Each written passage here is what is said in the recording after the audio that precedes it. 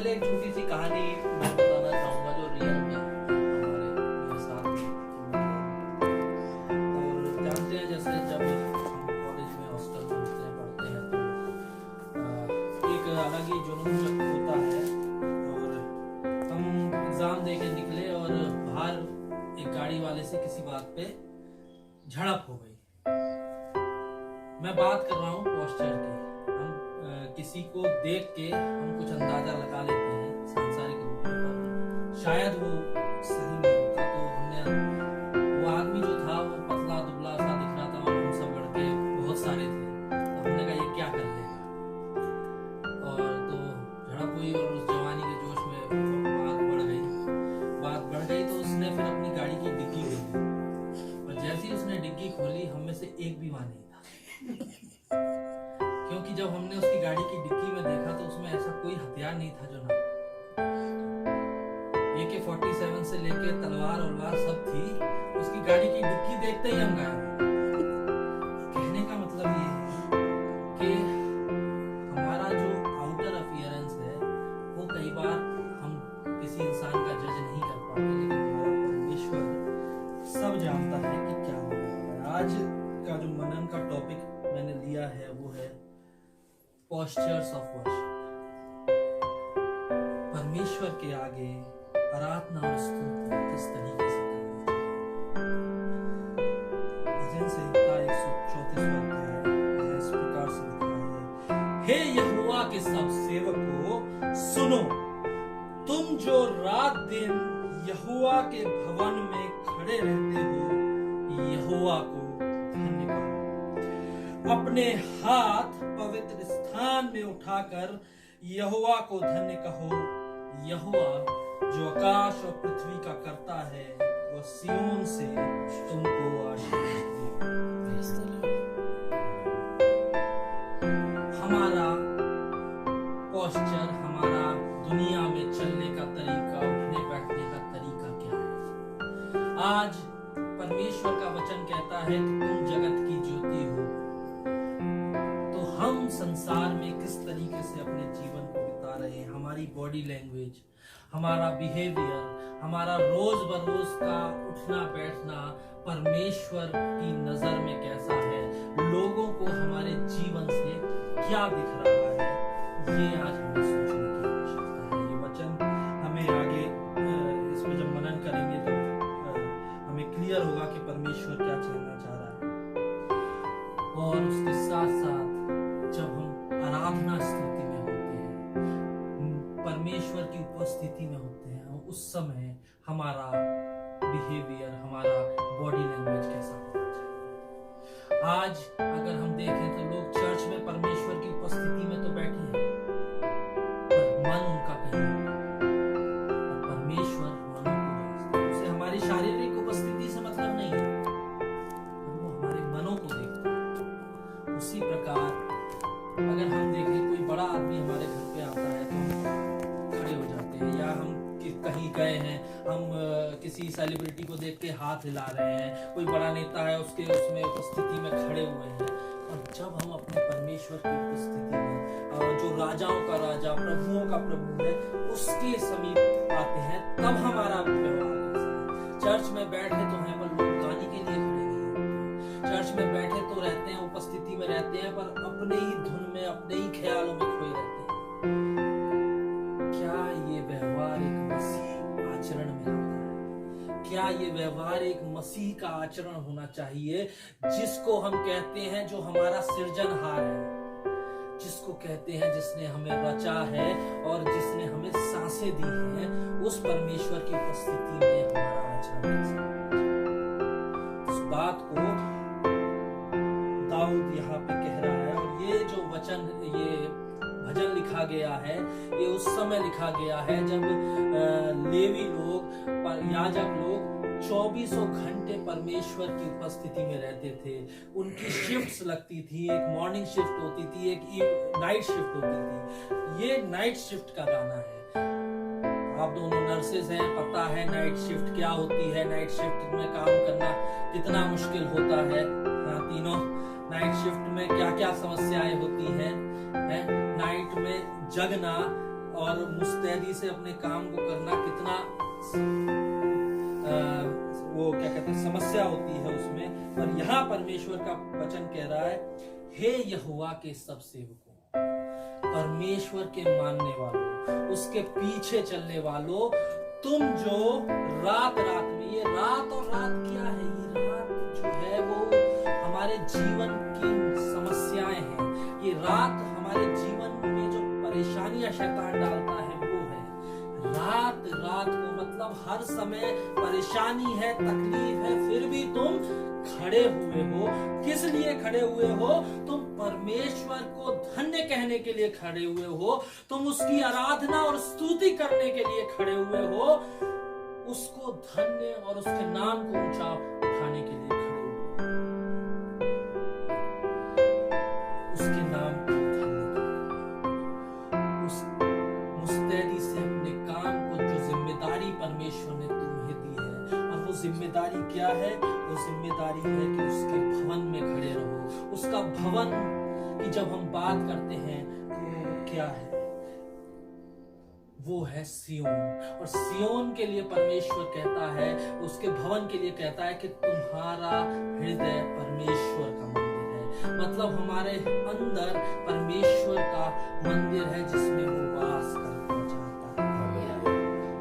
भजन संहिता 95 में उसके 6 अध्याय में परमेश्वर के वचन में इस प्रकार से लिखा है, 95:6 में, आओ हम झुककर दंडवत करें, आओ हम झुककर दंडवत करें और अपने कर्ता यहोवा के सामने टेकें। मतलब पहला पोस्चर जिससे परमेश्वर को भाता है कि हम अपने आप को उसकी समीपता में इस तरीके से डाल दे कि हम संसार की सारी बातों को भूल जाएं।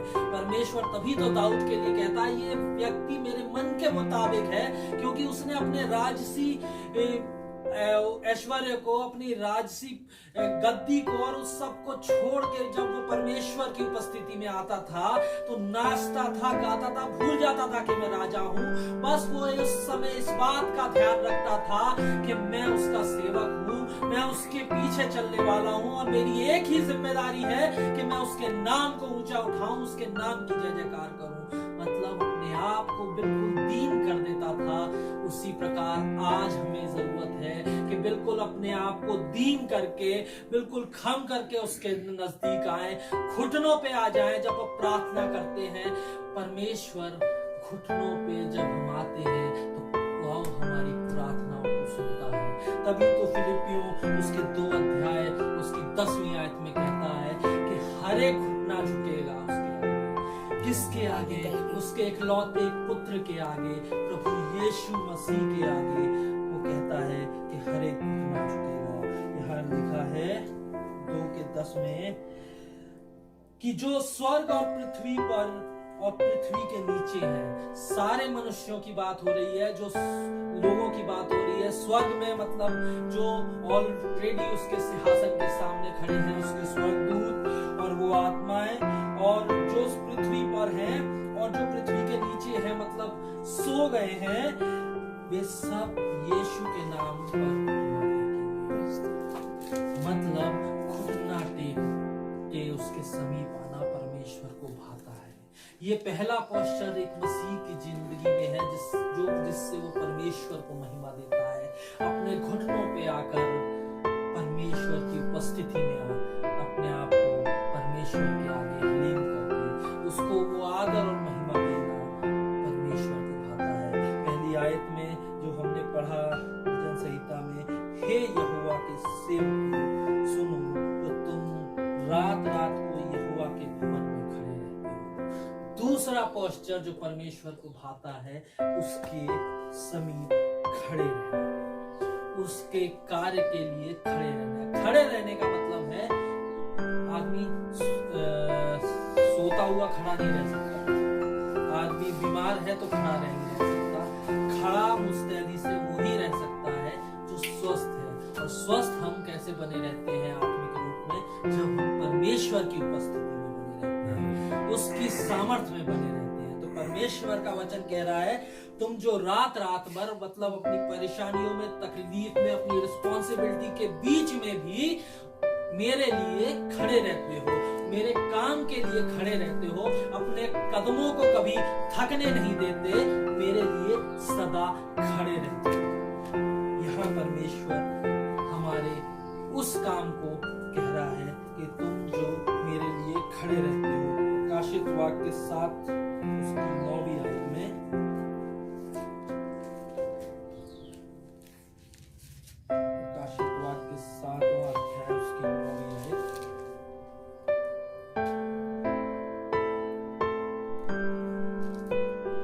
इसके बाद मैंने दृष्टि की और देखा कि हर एक जाति और कुल और लोग और भाषा में से एक ऐसी बड़ी भीड़ जिसे कोई गिन नहीं सकता, श्वेत वस्त्र पहने और अपने हाथों में खजूर की डालियां लिए हुए सिंहासन के सामने और मेमने के सामने खड़े हैं। मतलब खड़े रहना परमेश्वर के राज्य के लिए हमारी तैयारी है।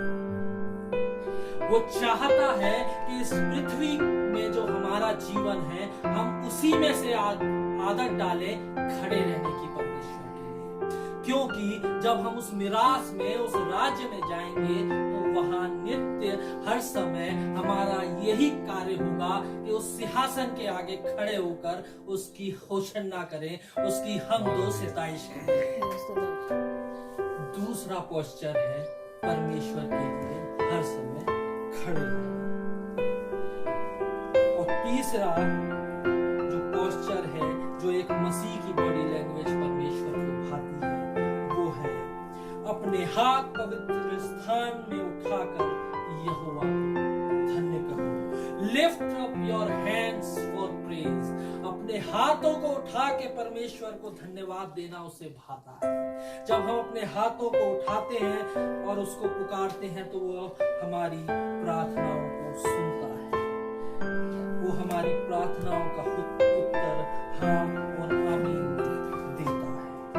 क्योंकि जब हम हाथ उठाते हैं, एक पिक्चर आई थी उस क्या कहते हैं मिस्टर इंडिया, उसमें वो कहते थे ना हे मुकम्मल, और हम किसके लिए हाथ उठाते हैं? हम अपने जीवित परमेश्वर के लिए हाथ उठाते हैं, हम उसके नाम को ऊंचा उठाते हैं। तो जो लोग संसारिक लोगों के लिए हाथ उठा सकते हैं, तब वो उनके लिए कार्य करते हैं, तो हमारा परमेश्वर जो सृष्टि करता है, जो हमारा रचने वाला है, हम उसके लिए हाथ उठाएंगे तो वो हमारे लिए क्या कुछ ना करेगा।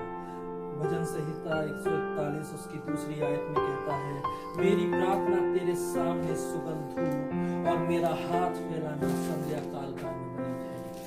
मतलब जब हम उसकी ओर हाथ फैला के मांगते हैं तो वो उसको एक ग्रहण योग्य बलिदान होता है। हम हाथ उठाते हैं अपने परमेश्वर की ओर, वो हमारा लिविंग सैक्रिफाइस है। हम अपने परमेश्वर को उससे आदर और महिमा देते हैं। पहला तीमुथियुस उसका 2रा अध्याय उसकी 8वीं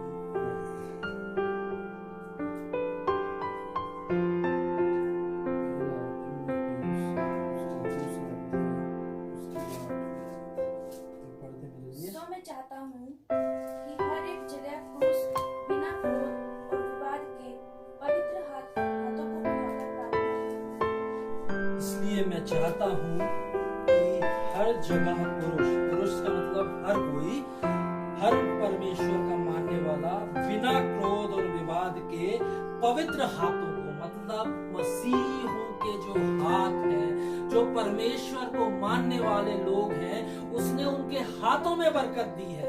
तभी तो लिखा है तुम हाथ रख के दुआ करोगे और लोग चंगे हो जाएंगे। तुम किसी के लिए हाथ बढ़ा के प्रार्थना करोगे, उसके लिए वो हो जाएगा, क्योंकि उसने हमारे हाथों में वो सामर्थ्य दी है। इसीलिए तो यहाँ लिखा है कि वो पवित्र हाथों को उठाकर प्रार्थना किया करेंगे। परमेश्वर ने हमारे हाथों में बरकत दी है, और यही हाथ जब हम उसके लिए उठाते हैं, उसकी महिमा के लिए उठाते हैं, तो वो उसको ग्रहण योग्य होता है। एक मसीह, एक जीवन में ये 3 बातें, अपने घुटनों को उसके आदर के लिए झुका देना, उसके सामने अपने घुटनों पे आ जाना और कहना कि प्रभु तू ही मेरा प्रभु है, तू ही मेरा चरवाहा है जो मुझे मौत की तराई में से भी होकर लेके जाता है, तू मुझे संभाल लेता है मेरे प्रभु, मैं किसी बात से न डरूंगा क्योंकि तू मेरा चरवाहा है। जब हम घुटने पे आके एक बात कहते हैं तो संसार में चाहे कुछ भी हो, आज हम देखते हैं कि चारों तरफ मौत है, पर हम क्यों बचे हुए हैं? क्योंकि वो मौत का फरिश्ता आज भी घूम रहा है, लेकिन वो लहू की छाप जो मेरे ऊपर लगी है, मेरे परिवार पे लगी है, वो उसे देख के आगे बढ़ जाता है और इसी वजह से हम उसके नाम में महफूज है, इसी वजह से हमारा परिवार, हमारे अजीज महफूज है, हमारे लोग महफूज है, क्योंकि वो मौत का फरिश्ता आगे बढ़ जाता है। उन परिस्थितियों से जिनसे परमेश्वर हमें आसानी से निकाल लेता है, लोग उबर नहीं पा रहे हैं। आज लोगों की तनख्वाहें नहीं आ रही, उनके घरों में खाने के लिए नहीं है, पर परमेश्वर तीनों टाइम का हमें खाना दे रहा है, भरपूरी से, बहुतायत से दे रहा है, क्योंकि उसका वो सामर्थी हाथ हम पर बना हुआ है। और वो इसीलिए है कि अपने घुटनों को हमने उसके सामने झुकाया है, अपने हृदयों को हमने उसके हुजूरी में बनाए रखा है। हम उस अपने कदमों को उसके कामों के लिए कभी नहीं रोकते, अपने कदमों पे खड़े रहते हैं, क्योंकि वो कहता है कि हे यहोवा के सेवकों, जो तुम रात रात भर उसकी सेवा के लिए खड़े रहते हो, स्थिर बने रहो, अपने हाथों को उठा के उसकी आराधना और स्तुति करो, क्योंकि वो परमेश्वर महान है, उसी ने सब कुछ दिया है। मैं और बब्बू भैया भी डिस्कस कर रहे थे कि जो नाम हमें दिया है वो भी हमारे परमेश्वर ने दिया है, कि एक आदमी जिसको उसने अपनी सांसें दी हैं और वो ले लेता है, उसके बाद अगर हम किसी को बोलते हैं तो हम यही बोलते हैं कि वो बॉडी है, बॉडी को नहला दो, बॉडी को दफना दो। उसका नाम उस सांसों के साथ, उस आत्मा और प्राण के साथ जो परमेश्वर ने उसको दी है, जब वो ले लेता है तो उसका वो नाम भी खत्म हो जाता है। आज हमारा जो नाम है वो भी हमारे परमेश्वर की दी हुई देन है हमारे जीवन में। हमें इस बात को मानना आवश्यक है कि हम उसके आगे अपने घुटनों पे सदा बने रहें और कहते रहें कि परमेश्वर तू ही महान है, तू ही है, तू ही था और तू ही युगान युग बना रहेगा। प्रभु जी, हम नाशवान मनुष्य हैं, हम उस घास के समान हैं जिसको हवा लगती है और मुरझा जाते हैं, पर प्रभु जी तेरी सामर्थ में हम उस मिरास को एक दिन देखने पाएंगे जिसे तूने हमें लिए सदा के लिए रखी है। ये हमारा विश्वास है।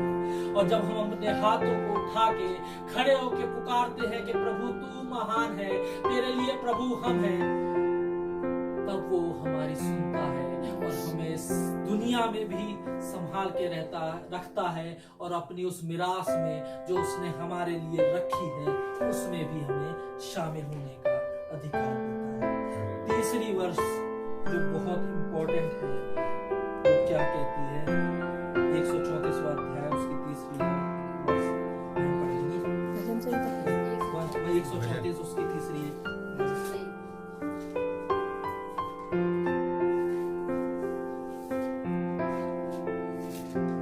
इस प्रकार से लिखा है, यहोवा जो आकाश और पृथ्वी का करता है वह सियोन में से तुझे आशीष देगा। यहाँ 3 वर्ष हैं। पहली 2 वर्ष जो है वो मनुष्य के कर्तव्य को, मनुष्य की जो रिस्पॉन्सिबिलिटी है एक मसीह होने के नाते परमेश्वर के लिए, उसे बताती है। और तीसरी जो आयत है वो परमेश्वर हमारे लिए क्या करता है जब हम अपनी जिम्मेदारियों को पूरी रीति से उसके आगे रखते हैं।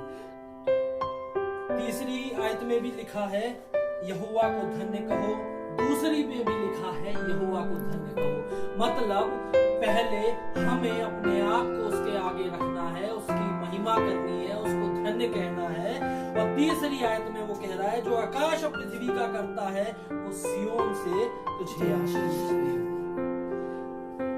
परमेश्वर जो आकाश और पृथ्वी का रचने वाला है वो कहता है कि यहोवा तुझे सियोन में से आशीष दे।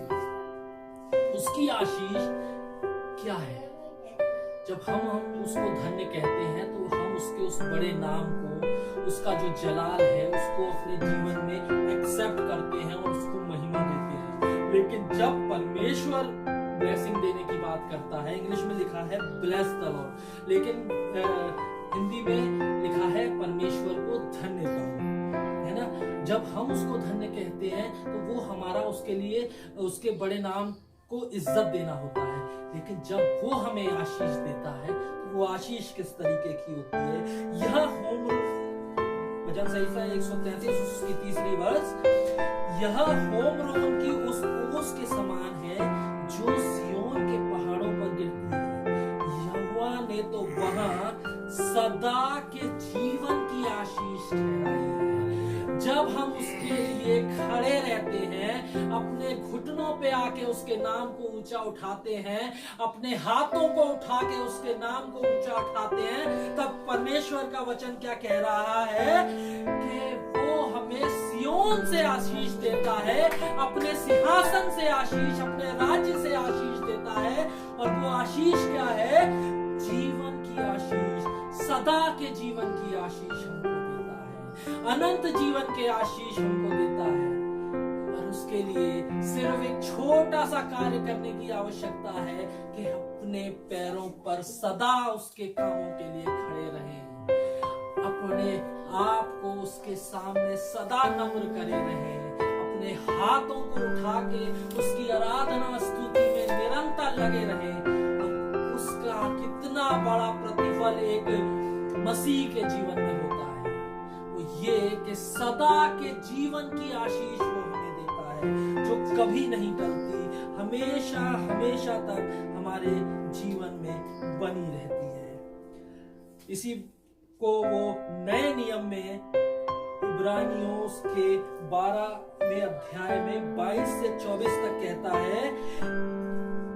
इब्रानियों 12, 22 से 24 में, पर तुम सियोन के पहाड़ के पास, मतलब परमेश्वर के सिंहासन के पास और जीवते परमेश्वर के नगर स्वर्गीय यरूशलेम के पास और लाखों स्वर्गदूत और उन पहलौठों की साधारण सभा और कलीसिया जिनके नाम स्वर्ग में लिखे हुए हैं और सबके न्यायी परमेश्वर के पास और सिद्ध किए हुए धर्मियों की आत्माओं और नई वाचा के मध्यस्थ यीशु और छिड़काव के उस लहू के पास आए हो जो हाबिल के लहू से भी उत्तम है। जब हम उस आशीष को पाते हैं तो वो आशीष क्या है? वो आशीष ये है कि हम सारे सिद्ध लोगों के साथ, स्वर्गदूतों के साथ उस स्वर्ग के राज्य में खड़े होंगे, क्योंकि यहाँ लिखा है